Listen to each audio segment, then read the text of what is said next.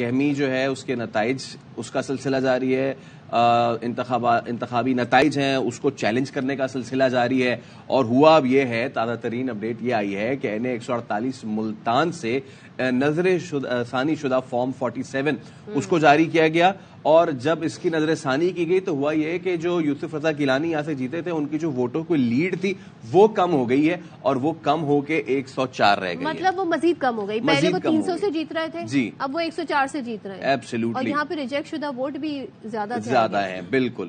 تو ہم رانا فاروق سے بات کر لیتے ہیں۔ رانا فاروق بتائیے یہاں پہ کیا سچویشن بنی، اور لیڈ جو ہے وہ کم ہو گئی ہے یوسف رضا گیلانی صاحب کی؟ ہاں جی بالکل، لیڈ کم ہو گئی ہے۔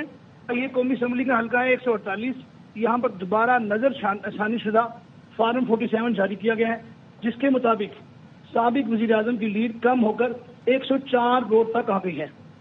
نئے جاری شدہ جو فارم کیا گیا اس کے مطابق یوسف رضا گیلانی نے 68,059 ووٹ حاصل کیے ہیں، جبکہ ان کے مخالف تیمور مہے نے 67,955 ووٹ حاصل کیے ہیں۔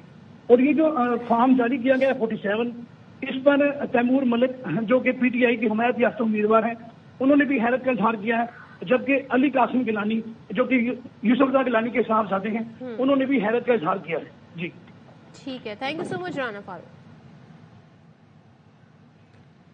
تو کچھ اپڈیٹس آ رہی ہیں وہ آپ کے ساتھ شیئر کر لیتے ہیں۔ اسلام آباد ہائی کورٹ نے